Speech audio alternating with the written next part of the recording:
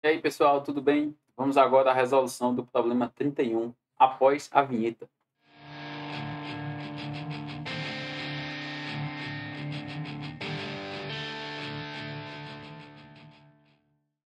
Bem, pessoal, o problema 31 nos diz o seguinte: um octógono regular apresenta 1 cm de lado, conforme a figura a seguir. Qual é a medida D, em centímetro, da diagonal PF? Então, vê só, pessoal. Quando fala que o octógono é regular, qual é o significado disso? É que todos os lados possuem a mesma medida, tá? E tem algo importante aqui também, quando se trata de um octógono regular, ou de qualquer polígono regular. Vou dar um zoom aqui na imagem, tá, pessoal? Para a gente entender um pouco melhor. Tem uma propriedade importante quando a gente tem um polígono que é regular, que é o seguinte. Vamos supor que o centro, eu não sei exatamente onde é que está, vamos supor que o centro esteja mais ou menos aqui onde está esse D, tá? Então, esse é o centro da figura. Então, eu posso formar vários triângulos diferentes aqui. Por exemplo, esse daqui é um deles, ó, que vem daqui do F até o centro e do G até o centro. Esses triângulos aqui, todos eles, ó, se eu fosse formar aqui, vai dar exatamente 8 triângulos, porque são 8 lados, tá, que a figura tem. E esses triângulos são isósceles. O que é que significa isso? Isso serve para qualquer polígono regular. Dizer que os triângulos são isósceles significa dizer que eles têm dois lados com a mesma medida, que no caso são os lados vermelhos. Né? Então, se eu disser que esse lado aqui mede x, porque eu não conheço, né, quanto é que mede, então esse lado aqui também vai medir x. E a gente já sabe que esse outro lado aqui, que é de G até F, mede 1. Por quê? Porque como o polígono é regular, todos os lados têm a mesma medida. Então aqui também mede 1. Uma outra propriedade interessante aqui é a seguinte. A gente pode, se fosse traçar, né, todos os triângulos aqui que existem, né, o que é que iria acontecer com o ângulo central aqui, ó, esse ângulo? A gente sabe que uma volta completa tem 360 graus. Então, em cada triângulo desse, qual seria a medida do ângulo ali? Seria pegar os 360 graus e dividir por 8, porque são 8 triângulos. Então, isso significa que eu consigo descobrir a medida desse ângulo aqui, ó. Eu estou riscando de verde. Como é que eu vou descobrir a medida desse ângulo? Eu pego 360 graus, vou fazer a continha aqui do lado. 360 graus e divido isso daqui por 8. Se eu simplificar por 2, a metade de 360 é 180. Então vai ficar 180 graus dividido por 4.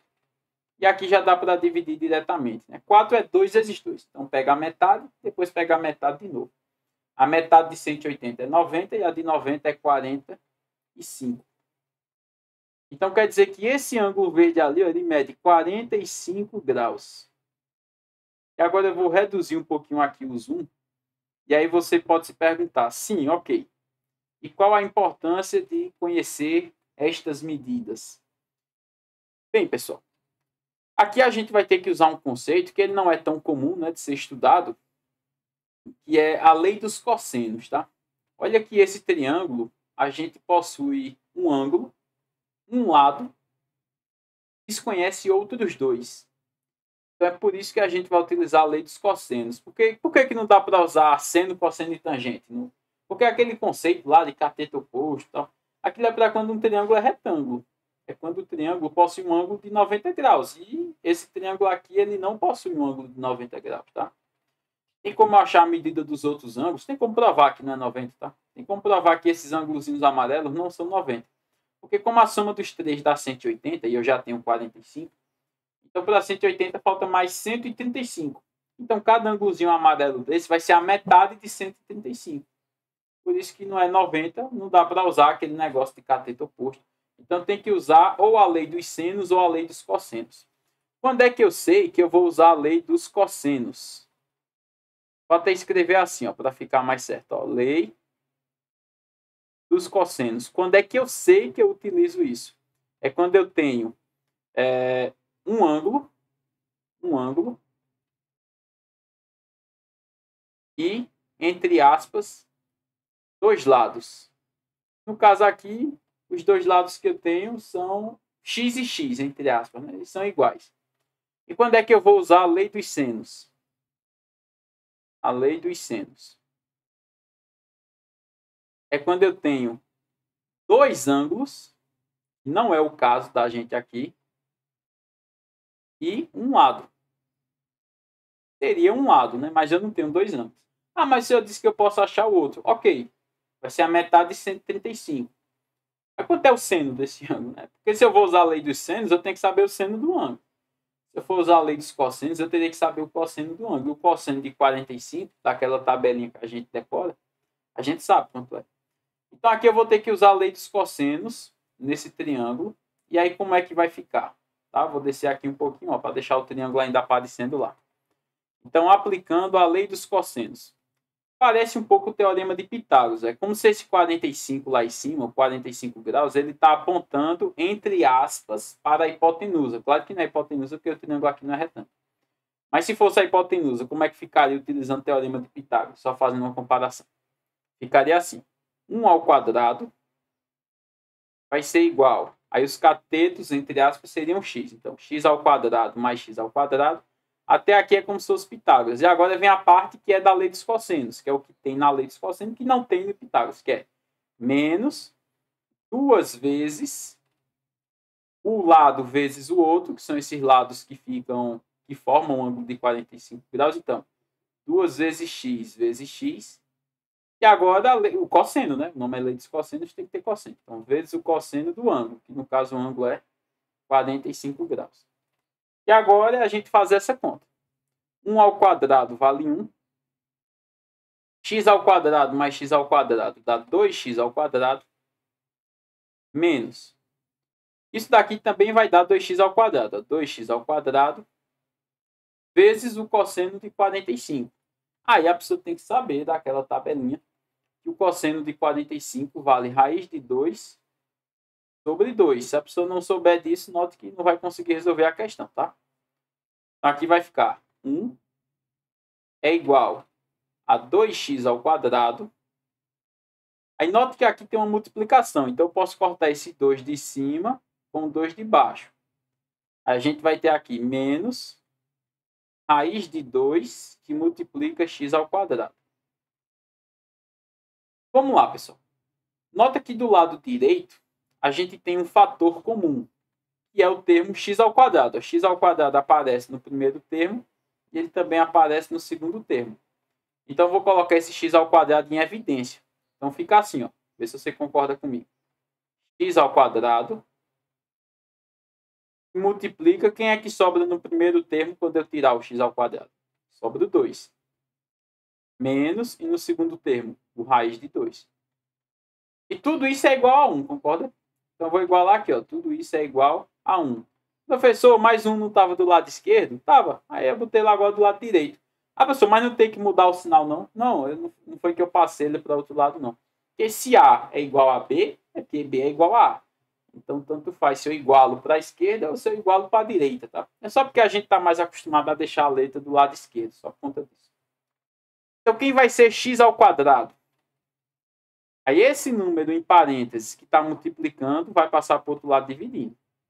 Então, x ao quadrado vai ser 1 dividido por esse parênteses, que é 2 menos raiz de 2.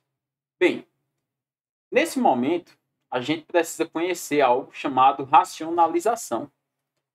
Nesse momento, eu vou precisar racionalizar esse denominador. Quando é que a gente sabe que precisa racionalizar? Eu não consigo falar e escrever, não. Deixa eu ver se eu escrevi certo aqui. Racionalizar, escrever. A gente sabe que tem que racionalizar quando tiver uma raiz embaixo. Tem várias maneiras de racionalizar. Esse é um caso específico onde eu tenho uma subtração. Sempre que eu tiver uma subtração, eu tenho que multiplicar em cima e embaixo pela soma, pelo oposto. Se fosse uma soma, pela subtração. Ou seja, para deixar isso mais claro, tá? Por quanto que eu vou ter que multiplicar? Tanto em cima quanto embaixo. Como é 2 menos raiz de 2, eu multiplico por 2 mais raiz de 2. Isso embaixo, também em cima. 2 mais raiz de 2. Eu vou puxar aqui para cima, tá, pessoal? Vou puxar aqui para cima. Então, como é que está a nossa conta?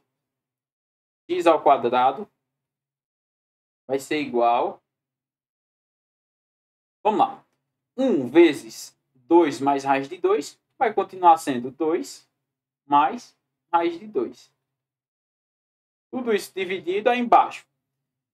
Bem, quando a gente tem essa multiplicação aqui de baixo, é como se a gente tivesse A menos B, que multiplica A mais B. Aqui existe um produto notável. Eu vou puxar aqui no cantinho para baixo para explicar. Quando a gente tem A menos B, que multiplica A mais B, isso é simplesmente o quadrado do primeiro menos o quadrado do segundo. Já é por isso que a gente fez isso mesmo. Porque quando eu elevar ao quadrado, a raiz vai cortar, né? Porque uma raiz quadrada, quando eu levo ao quadrado, ela corta, ela anula. Então a raiz desaparece. Só que o primeiro número é 2. Aí 2, quando eu elevar ao quadrado, fica 4. Então 4, aí menos o quadrado do segundo. Raiz de 2. Quando eu elevar ao quadrado, vai cortar a potência com a raiz, fica só o 2. Aqui embaixo fica só o 2. Então, quem vai ser x ao quadrado? Aqui vai ficar assim, 2 mais raiz de 2. Embaixo, 4 menos 2 dá 2. E agora eu vou achar x. Quem vai ser x? Agora esse quadrado passa para o outro lado. Aí passa em forma de raiz, né, pessoal? Aí quando eu vou fazer a raiz quadrada de uma divisão, é a mesma coisa de tirar a raiz do número de cima e a raiz do número de baixo, tá? Ou seja, vai ficar assim. Deixa eu passar aqui a fração primeiro. A gente tem a fração principal, que é essa. Aí a gente vai ter a raiz quadrada de 2 mais raiz de 2, de 2 mais raiz de 2. Embaixo a gente também vai ter a raiz quadrada de 2. E aí o que é que acontece? Deixa eu só apagar aqui esse cantinho. O que é que acontece agora? A gente nota que novamente vai ter que racionalizar, porque novamente ficou com a raiz do lado de baixo. Nesse caso é bem mais simples a racionalização. Porque como a raiz aqui ela está sozinha, é só raiz de 2, então basta multiplicar pela raiz de 2 em cima e pela raiz de 2 embaixo. Tá? Aí, nesse caso é mais simples. Aí deixa eu puxar para cá. Ó. Agora eu vou puxar um pouquinho mais para o canto aqui, tá, pessoal? Aqui. Ó. Vamos lá. Embaixo. Deixa eu logo escrever o x, né? X vai ser igual. Vou traçar aqui a nossa fração. Como é que vai ficar embaixo? Raiz de 2 vezes raiz de 2 é raiz de 4. E a raiz de 4 é 2.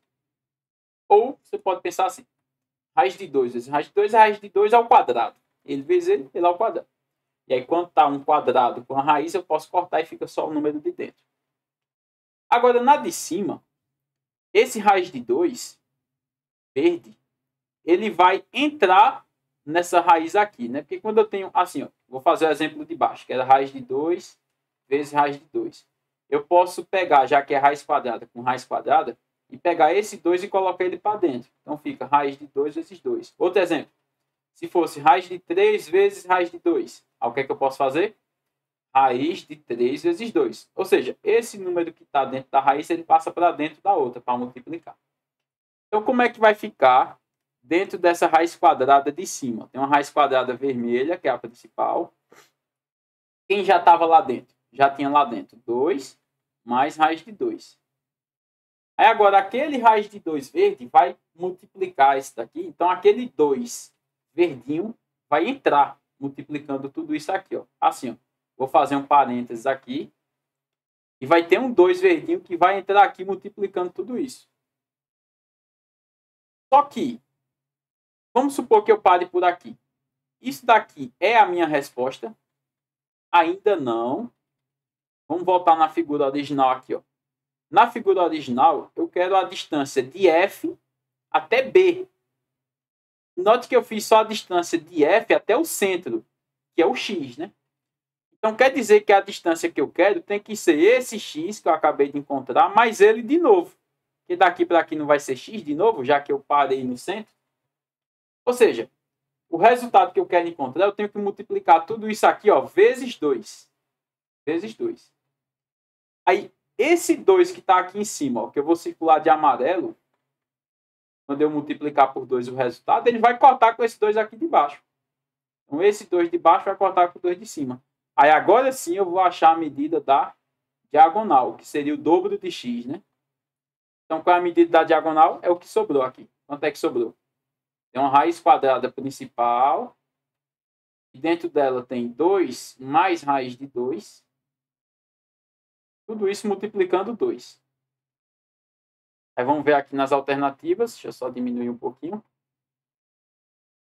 Tem uma raiz principal e 2 que multiplica 2 mais raiz de 2. Letra C, concorda?